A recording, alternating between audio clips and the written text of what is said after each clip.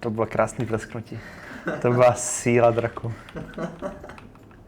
To tam zase bude ty hnedka na začátku, ty vole.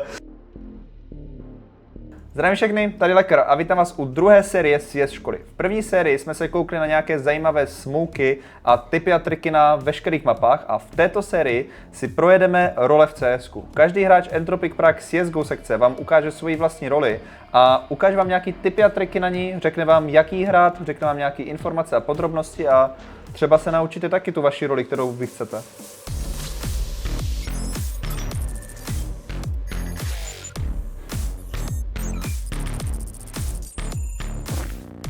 Jak by si představil svoji roli, co obnáší být in-game leader? Co obnáší být in-game leader? Házet si kostkou a doufat, že to vyjde. Ne. Tak tohle bylo všechno pro dnešní video, mějte se hezky a čau. Role in-game leadera. Jak bych asi popsal roli in-game leadera? Být in-game leaderem znamená, že řídíte hru, řídíte vlastně taktiku, řídíte to, jak vlastně fungujete v té hře, jaký taktiky chodíte, jakým stylem chodíte, jakou hru hrajete, to je to, co je v té hře. Ale taky druhá důležitá věc je, že musíte být i takový lídr. Musíte být i lídr svého týmu, že nesmíte být takový ten, který se hnedka jako první vytiltí, který hnedka začne brečet, který hnedka má nervy. Musíte být i trošičku mentálně odolní. Co to hodil? Co to hodil do... Mě zle! Mě zle!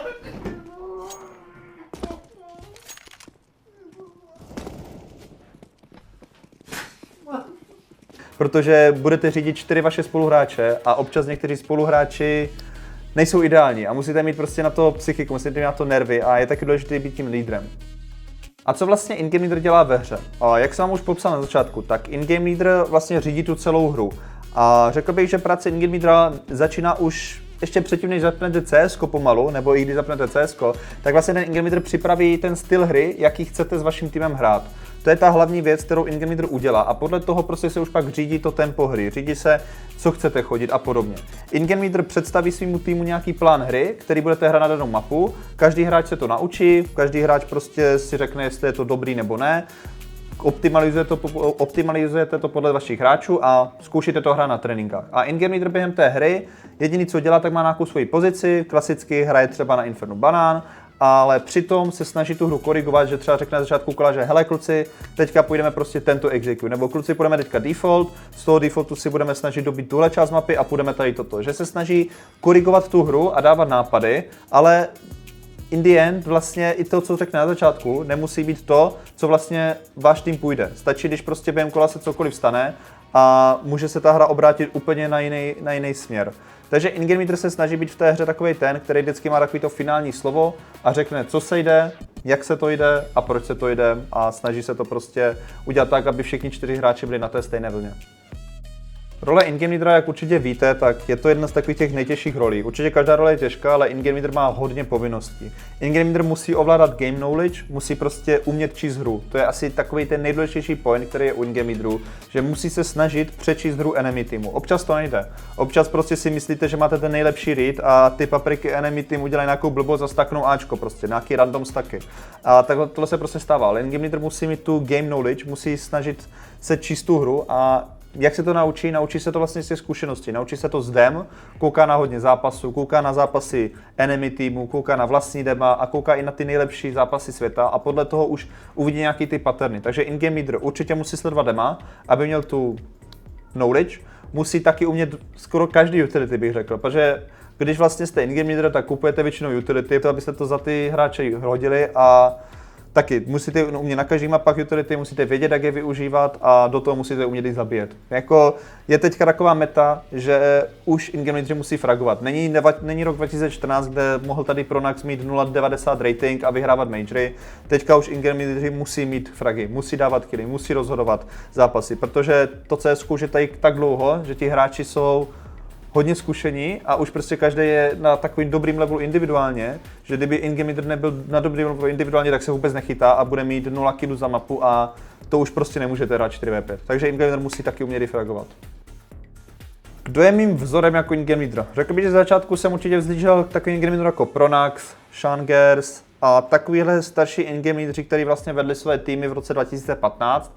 ale postupem času jsem přestal mít nějak vzor. Jako snažil jsem se to dělat podle sebe, snažil jsem se dělat in-game leaderování podle sebe, tak jak to vidím já, jak to cítím já jako nejlíp a tak v tím to vlastně pokračuju. Určitě momentálně vzdržím in-game leaderů jako Kerrigan, který je určitě jeden z nejlepších na světě, Glaive a určitě mnoho dalších in-game leaderů, ale taky vzdržím i k mnoha normálním hráčům, riflerům, kteří nejsou in-game leadeři a kteří mají fakt skvělou game knowledge, jako třeba Styko. Styko je fakt skvělý hráč a určitě má super game knowledge a hodně věcí jsem se od něj naučil a snažím se jako takhle sbírat zkušenosti od všech hráčů a snažit se to převádět vlastně do té mé hry, jak bych to já chtěl hrát. Tipy a triky začínajícím in-game leaderům. Co bych vám asi tak doporučil? Určitě první věc je trpělivost. Dejte tomu čas a určitě se nestane to, že budete tady za rok nejlepším in-game leaderem, budete tady druhý Kerrigan a podobně. Nejlepší in-game leadeři světa mají za sebou tunu zkušeností, proto vidíte na světové scéně in-game leader jako Kerrigan, který je 31 let a už mají prostě za sebou třeba 10, 12 let prostě zkušeností hraní. A o tom to je. Vy jako in-game leader musíte sbírat co nejvíc zkušeností. Takže určitě snažte se hlavně být trpělivý. To je asi skoro úplně u všech CS kariér, u všech rolí, buďte trpěliví, nepřijde to hnedka. Druhá věc je, snažte se tu hru pochopit, snažte se v té hře vzdělávat, koukejte dema, učte se ze svých chyb, snažte se prostě koukat na to, co jste mohli udělat líp a celkově se tu hru naučit a sledovat hlavně tu metu. Další tip, který bych vám dal, je starat se o svoji psychiku a mentalitu. Co se to zase dostal, kámo, proč já to vůbec zapínám tu hru? Proč to vůbec zapínám, však mám 150 FPS, dojdu ty peněz do smoku, McDaddy, vole, 31 let, vole, ze Švédska, mi tady totálně... Abyste nebyli takový ten in-game leader, který prostě seřve vaše spoluhráče, když někdo tady něco mysne. Tak hele ty debilku, počkej, až se uvidíme. A snažte se být ten nejvíc klidný. Mě zle, mě zle. Nejvíc prostě klidný, nejvíc rozumný a vy jste vlastně ten lídr. Zkuste být lídrem. Pokud budete lídrem, tak vaši hráči k vám budou zlížet a půjde to určitě líp. A teďka vám dám jeden tip ze hry, který se vám může hodit jako začínajícímu in-game leaderovi nebo celkově všem hráčům. Jde o to, že snažte se vždycky číst tu hru a snažte se přemýšlet, kde enemy mají takzvaně gapu, kde prostě co můžete využít. Dám příklad. Hrajete Inferno za Tčka, máte normální default, máte takeley banán, víte, že prostě nikdo není na banánu, teoreticky to můžete mít jednoho hráče, víte, že to nemají takeley, tudíž na banánu pravděpodobně v tom Bčku budou hrát pořád dva hráči někde v sajtu. Mezitím si jdete takenout mid, takujete si mid, taknete si celý mid se smokem na long, s molotovem na short, čekáte tu na midu a najednou nějaký týpek vyleze smoke nebo cokoliv a zabijete na longu a máte jednou minus na longu. A teďka vy vlastně přemýšlíte, co se vlastně děje na té mapě. Máte 5v4 a zabili jste jednou na longu. Nemají enemy banán, takže jdou dva na Bčku. Co se asi bude dít? Pravděpodobně bude jeden hrát na shortu a jeden hrát někde v apartmánech, tudíž máte free long. A tuhle část mapy můžete teďka sebrat a využít. Takže během chvilky vlastně můžete říct, hele kluci, zabili jsme na longu, pojďte na long, já vám to flashnu, doletí flash na long, pošlete tam dva lidi, kteří jdou prostě získávat info. Vyletí long, koukají, snaží se získat info, najednou třeba jsou tady na longu, najednou zabijou rotátora na Bčko. A teďka najednou máte situaci 5v3 a zabili jste jedno z Bčka a teďka si můžete říct, OK, jeden je na Bčku, dva jsou na Ačku, máme free celý CT, tak teďka zakujete, pojďme split B, pojďme split B, pojďme split B a běžíte split Bčko. Teďka už máte tyhle dva hráče z longu, kteří běží na Bčko a máte tři hráče na Bčko z banánu, kteří budou běžet na Bčko. A tímto jednoduchým prostě to ani není call, to je jenom to, jak čtete tu hru. Stačí prostě jenom tyhle malý infa, stačí vždycky si říct, kde jste vlastně zabili hráče, koho jste zabili a kde mají vlastně to oslabené místo.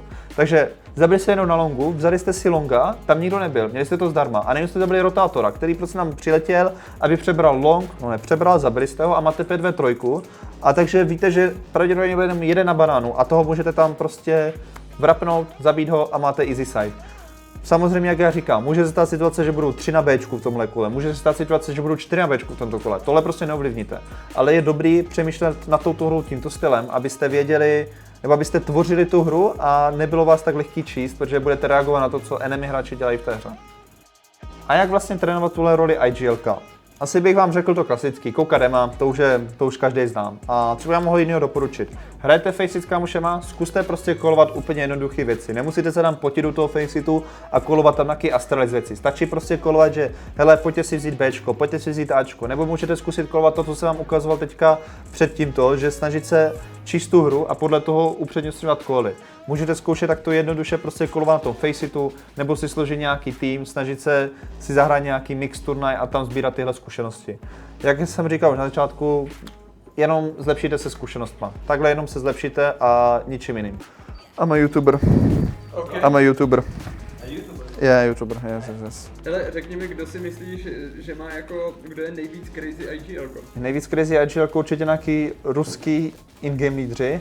Řekl bych, že jako momentálně to může být i Boomage, protože jako navíc co občas předvádí, to jsou jako dobré věci, jako hodně dobré věci. A většinou platí, že nejvíc crazy jsou takový ty CIS in-game lídři. Jsou, no, většinou takový ten ruský styl hraní, však to znáte z matchmakingu. Are you from Russia? Ale takhle to platí i na té světové scéně. Jsou hodně agresivní, dělají hodně takový přepadnutý věci a prostě je to zajímavé. Jako asi bych řekl, že ten Boomage je takovej jeden teďka takových těch dobrých crazy IGL. Tak tohle byla role in-game lídra. Doufám, že se vám video líbilo. Pokud ano, zanechte nějaký ten komentář a taky zanechte palec nahoru, pokud budete chtít vidět další videa o dalších rolích v CSku od mých skvělých spoluhráčů.